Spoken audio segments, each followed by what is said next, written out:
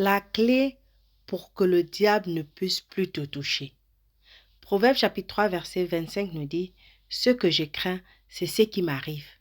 Ce que je redoute, c'est ce qui m'attend. » Quelle révélation, non? C'est une très grande révélation. La seule chose qui peut changer ta vie est la manière dont tu vois celle-ci. Si tu penses que tu ne peux pas réussir, alors tu ne pourras pas réussir. Si tu penses que les autres ne t'aiment pas, alors tu attireras leur méfiance. Si tu penses que tu ne peux pas te sortir de cette addiction ou de cette situation dans laquelle tu te trouves ou de ce problème, alors elle continuera à te détruire. Si tu penses que ton mariage ne peut pas être sauvé, alors tu cours droit au divorce. Si tu penses que l'église est un lieu ennuyant, alors tu n'y mettras jamais plus les pieds. Si tu penses que la Bible est trop compliquée à comprendre, alors tu ne la liras jamais et tu la comprendras jamais. Si tu penses ne pas avoir les mots pour prier, alors tu n'arriveras jamais à prier ou à parler avec Dieu. Nos pensées font ce que nous sommes. Nos pensées font ce que nous sommes. Tout le monde le sait, mais je pense qu'il est bon de le rappeler. Dieu nous dit une chose très importante qui va changer le reste de ta vie.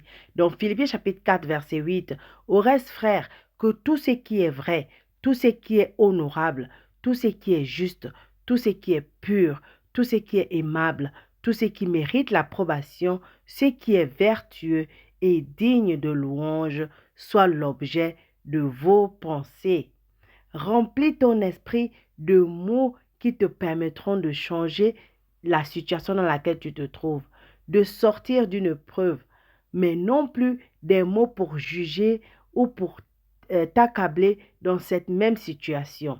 La pensée positive n'est pas quelque chose qui permet de tromper son esprit lorsque tout va mal. Il s'agit juste de se laisser remplir par la joie, par l'amour, par la reconnaissance, par la confiance de l'Esprit Saint. Et la confiance de l'Esprit Saint est très très importante lorsque tu es dans une situation que tu ne comprends pas, qui te dépasse. Tout ce qui ne va pas dans ta vie ne compte pas. Crois-moi, pour Dieu, toute situation perdue n'existe pas. Il n'y a pas de situation impossible pour Dieu. C'est pourquoi Jésus nous dit, ce qui est impossible à l'homme est possible à Dieu. Si c'est possible à Dieu, il va te sortir de cette situation. Alors arrête de te condamner, arrête de t'insulter, arrête de te juger, arrête de te rabaisser. Mets-toi au niveau que Dieu t'a mis et tu verras, le diable va s'échapper de toi et Dieu va t'élever. Abonne-toi.